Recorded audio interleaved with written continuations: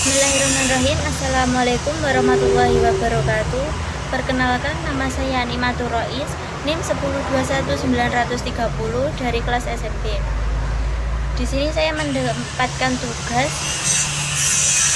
dari dosen Ibu Isnatil Ulfa yang akan membahas topik tentang Al-Umur Bimaqasidihah. Di dalam Al-Umur Bimaqasidihah akan menjelaskan tentang beberapa subbab.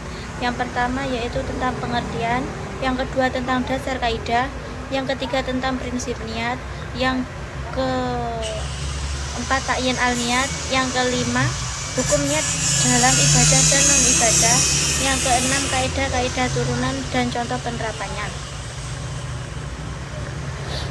Selanjutnya saya akan menjelaskan tentang yang pertama yaitu pengertian Al-Umur Bimaqasidihah.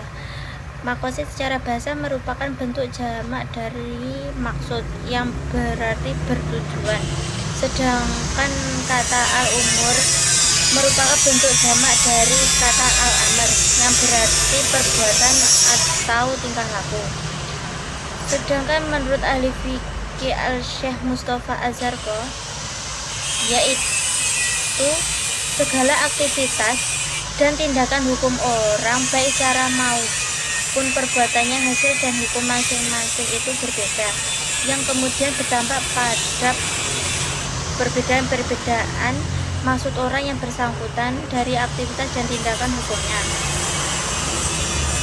Maksudnya seperti orang yang memungut barang yang dimaksudnya mengambil untuk dirinya sendiri, itu seperti halnya mencuri. Sedangkan jika dia mengambil barang tersebut dengan maksud untuk menyimpannya dan mengumumkannya bahwa dia menemukan barang dan untuk bermaksud mengembalikannya, itu berarti dia menyampaikan amanat.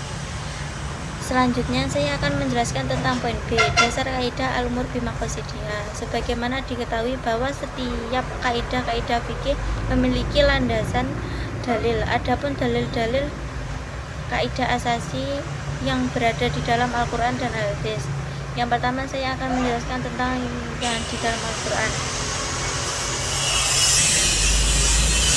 Seperti di dalam Al-Quran surat Al-Bayyinah ayat 5.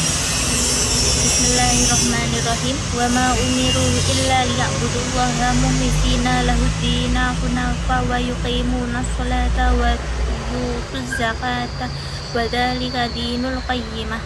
Yang artinya padahal mereka tidak disuruh kecuali supaya menyembah Allah dengan memurnikan ketaatan kepadanya dalam menjalankan agama dengan lurus, dan supaya mereka mendirikan sholat dan menunaikan zakat, dan demikian itulah agama yang lurus.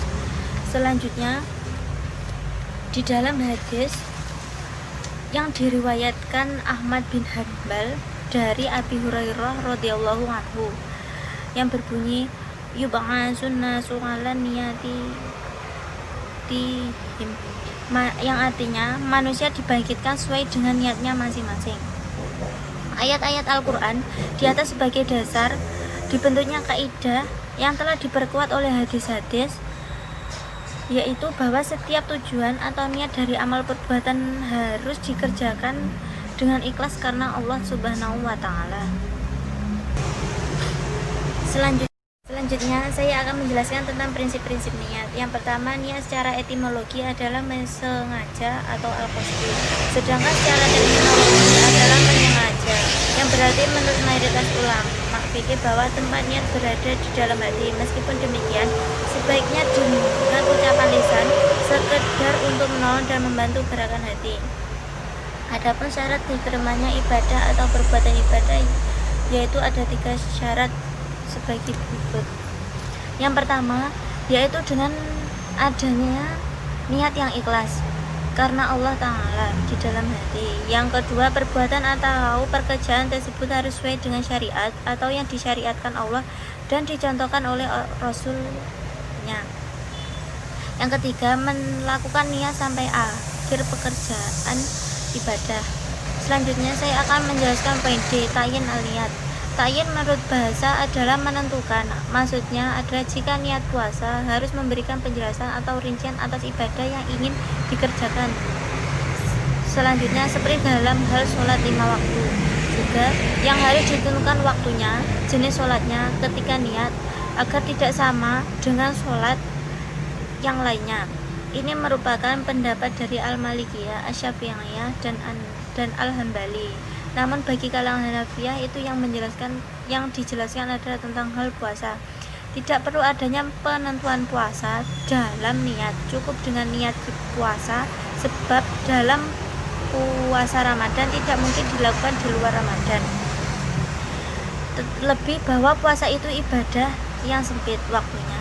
Adapun fungsi niat menurut Imam Al-Suyuti yaitu membedakan antara ibadah dan kebiasaan. Yang kedua, membedakan antara ibadah dengan ibadah lain yang punya teknis mirip. Selanjutnya, hukum niat dalam ibadah dan non-ibadah. Di dalam niat untuk melakukan ibadah, seperti halnya kita melaksanakan sholat itu dengan niat karena Allah, itu akan mendapatkan pahala dan diperbolehkan karena itu termasuk perbuatan yang wajib. Sedangkan jika melaksanakan sholat tapi dengan niat untuk agar dipandang orang lain, itu tidak diperbolehkan. Adapun dalam non ibadah seperti jual beli dan kegiatan lainnya, jika dilakukan dengan niat baik akan mendapatkan pahala dan diperbolehkan. Selanjutnya, kaidah-kaidah turunan dan contoh penerapan yang harus diperhatikan sebagai berikut. Yang pertama, tidak adanya pahala kecuali dengan niat. Yang kedua, suatu amal yang tidak disyaratkan untuk dijelaskan baik secara global atau terperinci. Bila dipastikan dan ternyata salah, maka kesalahan tidak membahayakan. Yang ketiga, suatu amal yang disyariatkan penjelasannya, maka kesalahannya membatalkan perbuatan tersebut.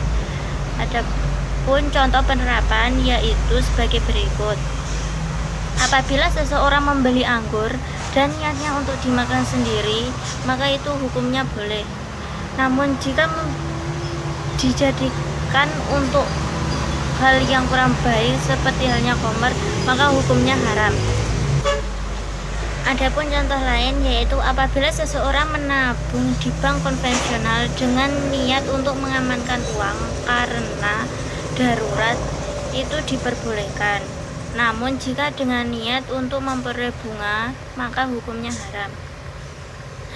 Cukup sekian presentasi dari saya, semoga dapat mengambil manfaatnya, dan apabila ada kurang lebihnya saya mohon maaf. Akhiran, wassalamualaikum warahmatullahi wabarakatuh.